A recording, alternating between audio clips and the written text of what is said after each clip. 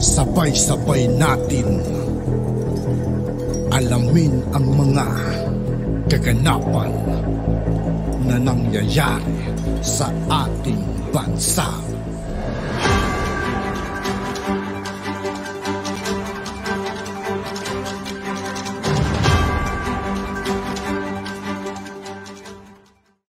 Yo, what's up mga kaibigan? This is Aitoki po again. Ngayon nandito ulit tayo sa channel ni Pinas News Insider. Dito ulit tayo magbibigay ng komento at reaksyon. Kaya samahan nyo guys, let's go! Ang balita ngayon, trending ngayon sa mundo ng social media. Ang di umano'y balitang Senator Alan Peter Cayetano nagpakitang gilas sa Ito na naman mga kaibigan, si Boy 10K. Pagdinig sa Senado. Ngunit hindi nakaligtas sa mata ng mapanuring mga tao. Ito ang mainit na balitang pinutakti ngayon ng samut-saring komento. Sa tingin nyo mga kaibigan, sa susunod na eleksyon, pag tumakbo siya, sa tingin nyo manalo pa kaya ito? Si Alan Peter Cayetano. Kasi ako mga kaibigan, nakikita ko parang alanganin ng mga kaibigan, lalo't din niya pa naibibigay yung 10,000, yung 10K na pangako niya.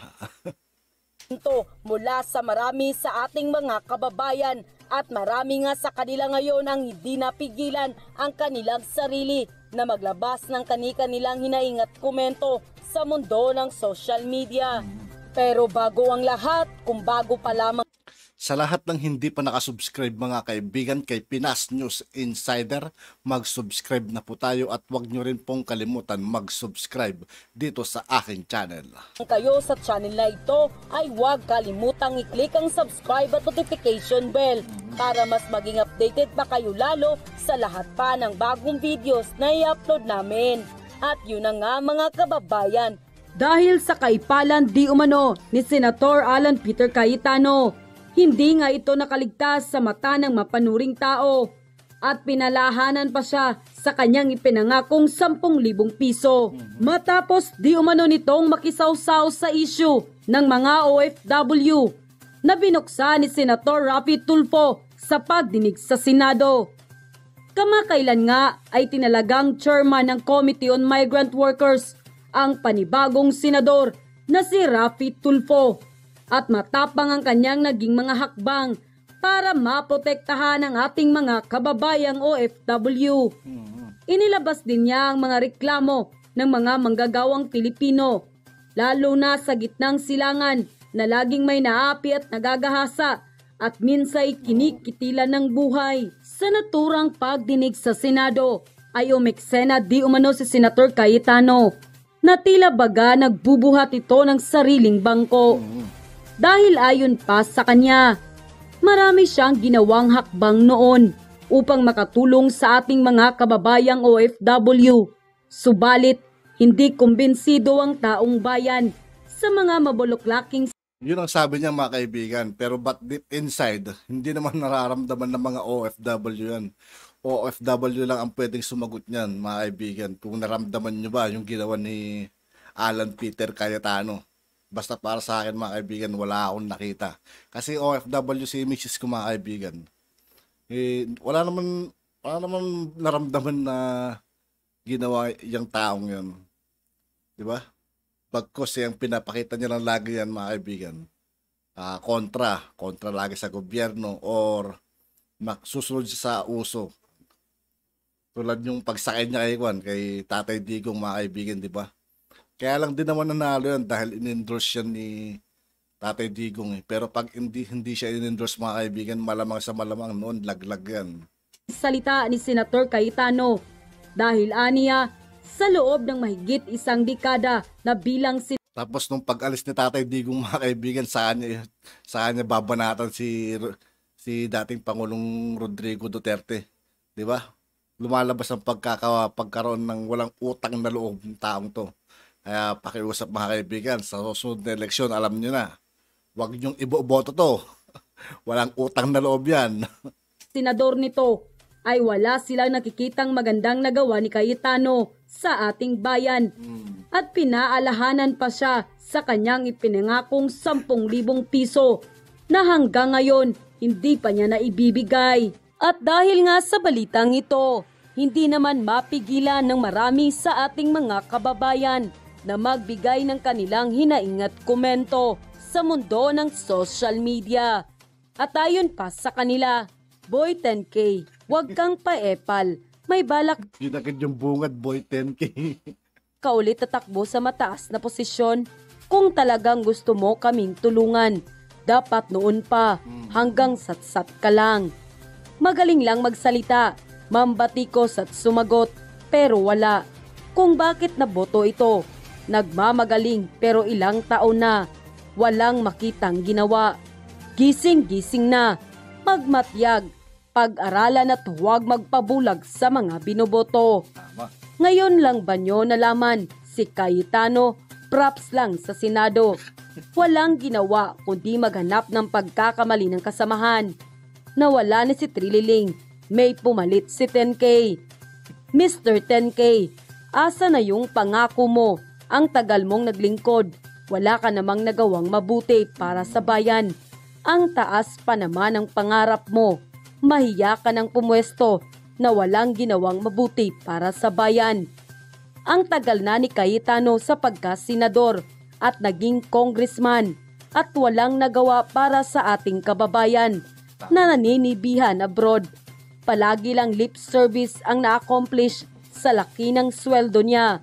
By the way, nasa na si 10K Mr. Cayetano? End quote. Alam nyo, ito si Cayetano.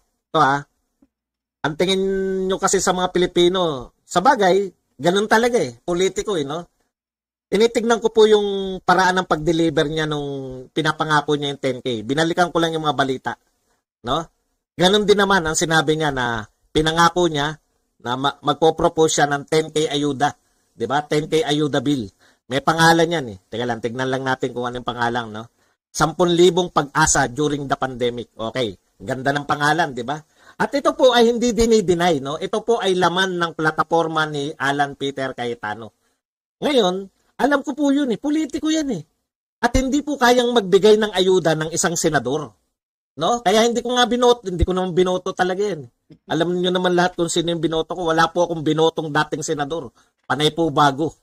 Natalo yung karamihan. Natalo si Gadon, natalo si Roque. Yun sa mga kaibigan, ang mga pumapasok sa Senado, Larry Gadon, Marcoleta, yung mga yan. The best yung mga kaibigan na maging senador. Natalo si Panelo.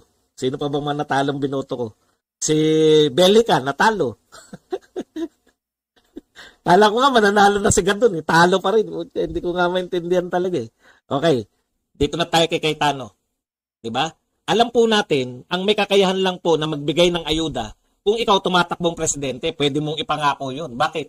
Pwede 'yun May pondo yung pamahalaan pero kung ikaw ay senador, in the first place, dapat hindi ka nangako na may kakayahan ka magbigay ng ayuda na 10K dahil senador ka. Ang ikaw, gumagawa ka lang ng batas. Kaya mahirap ipangako yung gagawa ka ng batas ng 10K ayuda. Lalo na sa ginawa ni Cayetano nung hindi pa sila nakakaupo, hindi pa nakakapanumpa, si Bongbong Marcos at siya. Okay, tignan po natin Basahin po natin ngayon yung sinasabi ni Cayetano. Sa mga nangbabas sa 10K ayuda, kung kaya ko lang silang bigyan ng tigsa 10,000, binigay ko na sa kanila. Pero sa katotohanan, ito'y hindi mo pala kayang ibigay. Bakit pinangako mo? Si Raulo ka palang boy 10K, boy 10K. isang legislative proposal. Naintindihan nyo na? Ano ang katotohanan? Lahat, sino ba may ayaw ng 10K ayuda? 10K yan, kahit ako, bibigyan ako ng ayuda. Bakit ko tatanggihan yan? Di ba? Sino may ayaw niyan? Alam nyo, binalikan ko yung mga speech, yung nung nangangampanya pa si Cayetano. Pati kung saan kukunin na ipapaliwanag niya sa media Pag ikaw narinig mo yun, 10K pwede palang mamigay. Kasi naipaliwanag pa ni Cayetano Alam nyo kung saan kukunin yung 10K? Sabi ni Cayetano, kukunin yung 10K, dito sa mga magtitipid yung bawat ahensya ng 5%. Ayun yung sinabi niya nung before tong eleksyon na to. May pagkukunan. Kasi ang question ng mga tao, totoo ba yan? Posible ba yan? 10K? Posible, sabi ni Cayetano. Kasi kukunan mo ng 5% bawat ahensya. may sosobra pa raw na 50 billion.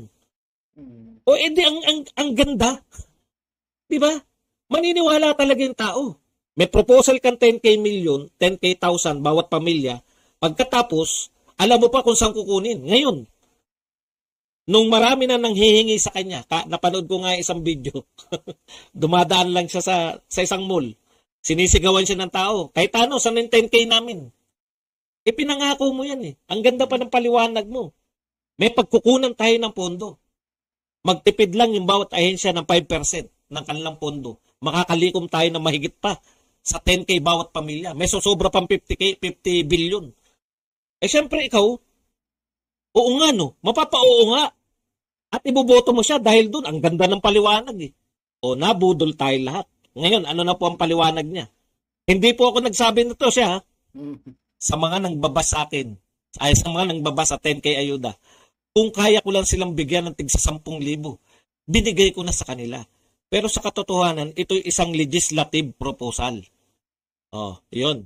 No? Legislative proposal. Ibig sabihin, ipapasa niya yan, no? Dapat, meron din sa House na magpapasa at dapat, yung gobyerno sa pamumuno ni Pangulong Bongbong Marcos para umusad dyan, kinakailangan pa yan aprobahan na yan ay, yung priority bill. No, dapat masalang pa yan as priority bill. Paano masasalang na priority bill yan? Hindi pa nakakaupo si BBM, binanata mo na yung 20 pesos kilogram na 20 pesos per kilo na bigas. O, di ba? Tapos hino-hostage mo yung majority. Sinasabi mo kung hindi ibibigay sa iyo ang Blue Ribbon Committee chairmanship, hindi ka magma-majority, magma-minority ka. O yun yung sinasabi ko. Paano mo maipapasa ngayon yung 10k ayuda? Ang lakas ng loob ng question ng Pangulo, mga kaibigan, itong boy 10k na to, subukan niya ito makbo bilang presidente. Makikita niya kung manalo ba yun o hindi. Sira ulo. Yung mga pronouncement mo, kinalaban mo kagad si BBM, ikalawa mong announcement, tinostage mo yung Senado na susuporta sa bill mo. Paano ngayon masusuportahan yung bill na yan? Kaya yan, wala na po yan. Suntok sa na po yan. Tignan nyo yung pronouncement niya. Kung meron lang akong pera, binigyan ko na yung mga umaangal sa 10K. Wala nga yun. Asan yung pera? Bilyon-bilyon ang pinag-uusapan natin dyan. Sa tingin nyo, sa banat niya sa 20 pesos per kilo na bigas, sa tingin ninyo, magmamakaawa siya kay BBM, kay Pangulong BBM, sabihin, mahal na Pangulo, i-certify nyo naman na urgent tong 10k ayuda. Hindi. Balak niya na nga maging opposition sa mga pronouncement niya eh. Di ba? Yun yung sinasabi natin. No? Dapat yung mga bigay-bigay ng ayuda, sa mga presidentiables yan, pwede. Magagawa nila ng paraan yan eh. Natatandaan ko si Pangulong Duterte. Sinasabi niya lang, Dominguez, hanapan mo ng pera to. Pwede po yun. Ang senador, hindi po pwedeng hanapan ko ng pera. Hindi po. Ilalagay po yan sa batas. Matagal po yan. At karaniwan po, yun nga po yun eh. Kaya ka nga nagmemembro ng majority para may chance na ma-priority yung mga bill mo. Pero katulad niyan, nagdadalawang isip siya kung magma-majority o magma-minority. Ayan po yun. Pero masakit po to. Tung binitawan niya na to. Na kung may pera lang siya, namigay na siya ng tigti 10k. Pero, eto sa totoo lang Kaya mga kaibigan, sa susunod na eleksyon, alam nyo na ang gagawin nyo. Kahit anong pangako ni Cayetano, mga kaibigan, walang katotohanan. Puro kasinungalingan. Tinitignan ko kasi, in fairness kay Cayetano, wala naman siya sinabi sigurado eh. Sigurado siya na maipapasa yan. Sinabi niya, magpapile siya ng bill.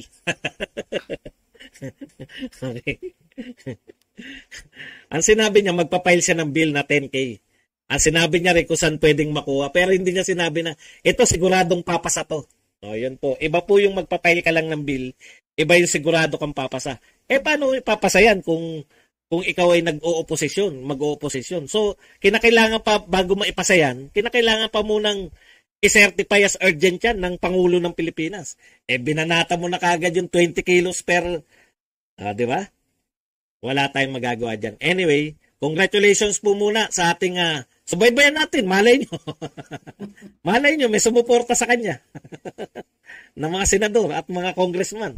At mapasay yung ayuda. Imaginin po ninyo, sikat na sikat siya. Sa tingin ba ninyo yung mga kaalyado ni BBM? Pero kahit maibigay mga kaibigan, wala na. Hindi na maniniwala yung mga tao kay Cayetano kahit na sabihin natin maibigay niya. Sira ulo na lang kung sino maniniwala sa taong to. Eto politika po yan eh. Mag-aminan po tayo. Pag naipasabay ang 10K ayuda, sa tingin nyo, sino sisikat? Si Cayetano, di ba? Sa tingin nyo ba? Yung mga senador na kaalyado ni BBM, gusto nilang pasikatin si Cayetano? O sa tingin nyo ba sa Kongreso? Logic yun mga kaibigan. Totoo naman. Alam na mahahayaan ng mga ibang senado, di ba? Congressman na kaalyado ni BBM, gusto nilang pasikatin si Cayetano. Marunong naman kayong tumingin sa politika. Matagal na kayong nakikinig sa atin eh. At yun na nga mga kababayan. At yun nga po mga kaibigan, dito po nagtatapos ang ating reaction video. Muli ako po si I2K ng Sundalo ng Donggalo at 811. Maraming salamat sa patuloy na pagsuporta. Yeah, peace out.